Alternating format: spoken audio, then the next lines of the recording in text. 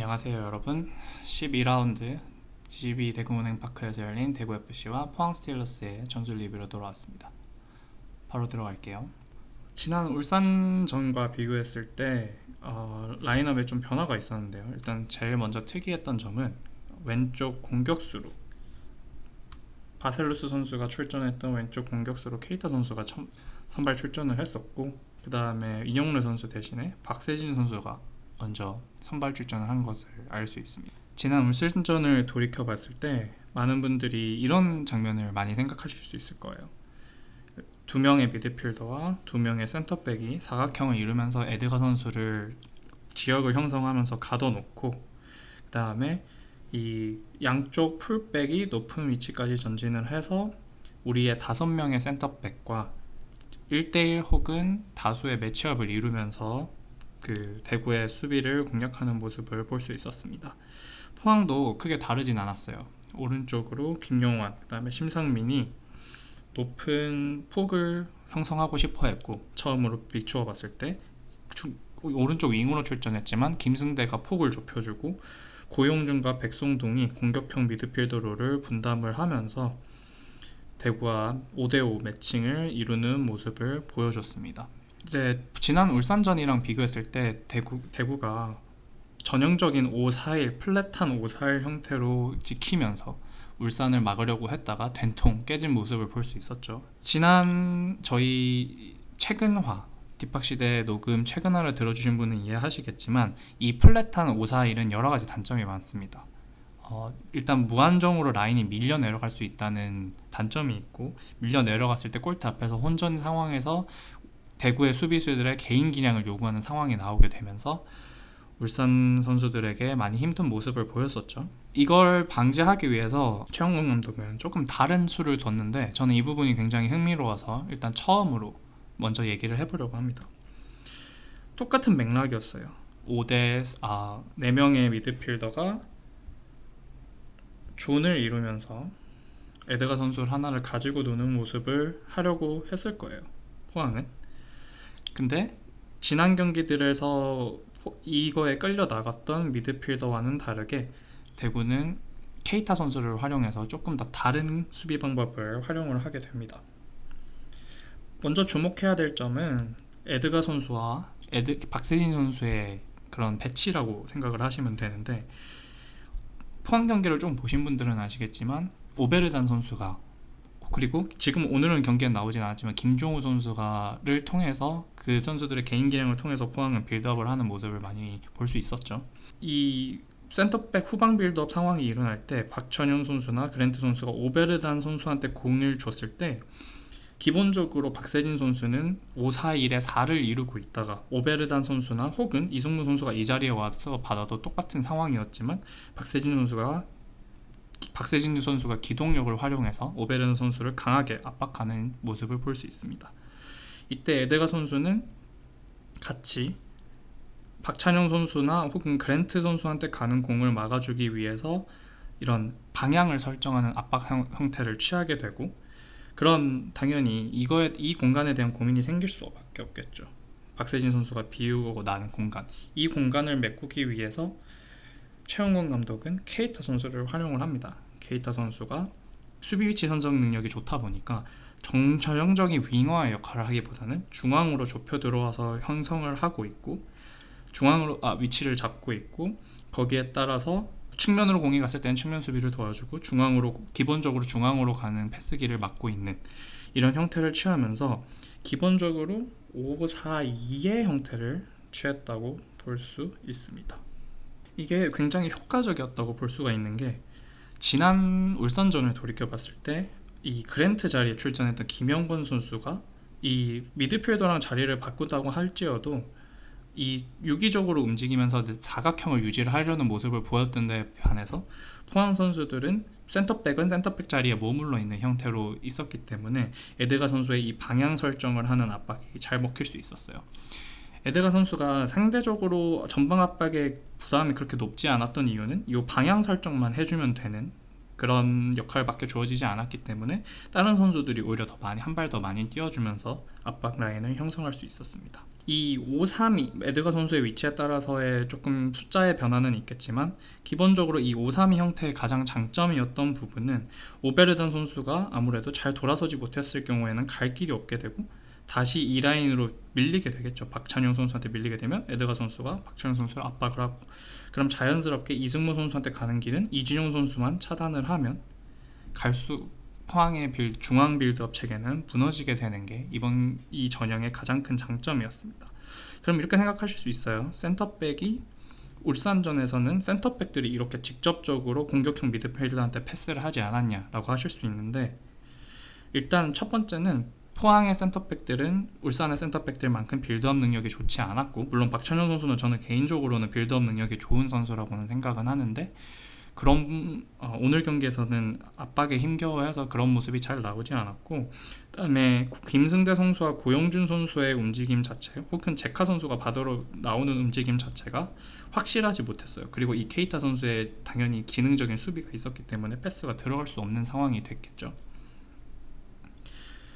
그래서 이런 식으로 무리하게 중앙 볼 투입이 일어나게 되면 이주영 선수가 끊어내고 이근호 선수가 이렇게 넓은 공간을 활용하게 되면서 대구의 앞 역습 패턴이 생기게 됩니다.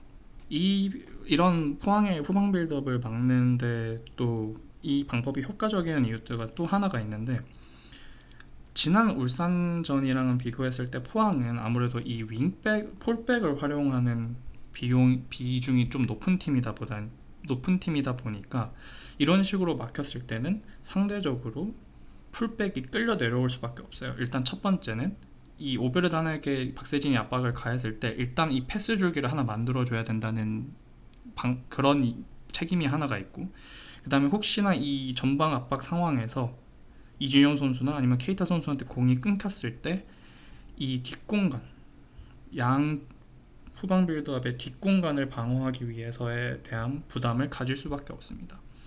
그럼 자연적으로 포항의 풀백은 조금 더 내려와서 플레이를 할 수밖에 없게 되고, 이 대구의 수비 공간에는 숫자 싸움에서 기본적으로 편안한 상황이 되는 거죠. 이때 또 흥미로웠던 점은 이제 에드가 선수가 이렇게 전방 압박을 가하고 있을 때 아무래도 지난 울산전에 엄원상 선수가 존재했던 울산 공격진과는 다르게 김승태 선수가 물론 뒷공간을 파는 걸로 유명한 선수긴 하지만, 고영주 선수도 기동력이 있지만 기본적으로 대구는 리스크를 가지기로 했어요, 이번 수비 상황에서는. 그래서 이주현 선수와 케이타 선수가 이렇게 박진희 선수가 끌려가는 상황에서는 라인을 과감하게 올리면서 이 상대 수비 라인을 공격 라인을 밀어내는 모습을 보였습니다. 이런 식으로 밀려나겠죠. 물론 이런 장면이 일어나는 상황 중에서 김승태 선수나 아니면 고영준 선수가 침투하는 모습이 보이긴 했지만, 이건 리스크를 가지기로 했던 만큼 바로 쫓아가면서 커버가 들어가려는 장면이 보였습니다. 저는 이게 굉장히 성공적인 수비 형태라고 보여지는 게, 일단 첫 번째는 상대 후방 빌드업을 방해할 수 있으면서도 우리가 역습을 하기 위한 지점을 높일 수 있다는 그런 장점이 있었고, 그런 게 잘 먹혀 들어갔었죠. 우리가 대구의 득점 상황을 한번 살펴볼게요. 대구의 득점 상황도 이런 좋은 수비 장면에서 나올 수 있었는데, 일단 기본적으로 이 고영준을 향한 패스가 투입이 됐을 때 홍정훈 선수가 뒤에 물러나기를 선택하기보단 앞으로 나오면서 미리 끊어내는 상황이 발생을 했고, 박세진 선수가 이 수적 우위로 있는 상황에서 볼을 따내고 우당탕탕 이어지면서 루즈볼이 발생을 하게 됩니다. 그럼 이 루즈볼이 수적 우세를 가지고 있는 대구에게 당연히 가겠죠. 그럼 에드가 선수가 볼을 받아주면서 이렇게 이근호 선수가 침투를 하게 되고 이렇게 공이 주어지죠. 그 다음에 에드가 선수가 다시 침투를 하고 상대 수비 라인이 이근호 선수의 움직임 때문에 쭉 밀려나는 상황에서 케이타 선수가 들어오게 되면서 이렇게 볼이 역습 상황에서 잘 전달이 되게 되고, 이거를 굴절에 행운에 힘입어서 마무리하게 됩니다. 이건 대구가 노렸던 장면이 좋은 장면으로 발생된 상황이라고 볼 수 있죠. 저는 이 부분에 대해서는 아마 최강준 감독을 칭찬할 수가 있는 상황이라고 생각이 됩니다. 계속해서 이 공격 상황에 대해서, 대구의 공격 상황에 대해서 얘기를 좀 하자면, 저는 이 케이타 선수가 윙으로 출전했다기보다는 오히려 3미들의 왼쪽 미드필더에 가까운 역할을 했다고 생각을 해요. 일단 첫 번째로 대구의 공격 상황이 일어났을 때 이렇게 폭을 벌리고 윙으로서 폭을 벌리기보다는 보통 바셀루스 선수가 이런 움직임을 많이 보였었는데 이렇게 중앙으로 좁히는 형태를 보였고, 그럼 당연히 상대 수비는 이렇게 따라 들어올 수밖에 없게 되죠. 따라 들어왔을 때 이 공간을 홍철이 활용을 하게 하도록 두는 모습을 보였습니다. 또 반대로 이근호 선수가 따라 나갔을 때는 당연히 이 심상민 선수가 따라 들어오면서 황재훈 선수가 사용할 수 있는 넓은 공간이 발생되는 걸 볼 수 있었습니다. 포항의 그런 백업이 조금 나쁘기도 했지만 일단 기본적으로 최원근 감독이 조금의 미드필더의 변화를 줬다고 생각을 할 수도 있겠는데요. 박세진 선수가 보통 이렇게 대구의 혼전 상황이 일어났을 때는 볼을 바다주로 내려가면서 본인의 개인 기량으로 탈압박을 하면서 볼을 이어주는 모습을 보였고, 케이타 선수도 본인이 확실히 라인에서의 그런 영향력보다는 중앙으로 들어오면서의 영향력을 더 키울 수 있기 때문에 이런 움직임을 많이 가져가면서 공격의 가짓수를 더해주는 모습을 보였습니다. 또 한 가지 또 흥미로웠던 점은, 만약에 이렇게 케이타 선수가 올라와 있을 때 포항의 수비진이 공을 끊어내더라도 케이타 선수는 위치와 상관없이 압박을 가하면서 대구가 빠르게 다시 공을 찾아올 수 있도록 하는데 압박을 지원하는 점이 인상 깊었고요. 공격 상황에서도 똑같이 에드가 선수가 이렇게 크로스를 위한 공간으로 이동할 수 있도록 케이타 선수가 위치에 상관없이 프리롤에 가깝게 중앙으로 좁히는 모습이 상당히 인상적이었던 경기였습니다. 물론 이 케이타 선수의 기용이, 이 두 명의 윙백의 기용이 불안하지 않았던 건 아니에요. 왜냐면 이렇게 상대가 후방 빌드업을 하고 있을 때 에드가 선수가 아까 언급했듯이 그런 방향 설정을 하고 박세진 선수가 들어오고 케이타 선수가 이렇게 중앙으로 좁혀 있는 형태에서는 당연히 오른쪽 측면 공간이 발생할 수밖에 없습니다. 그렇기 때문에 포항 입장에서는 오베르단을 활용을 하든 아니면 직접적인 박찬용과 김용환의 볼 운반을 통해서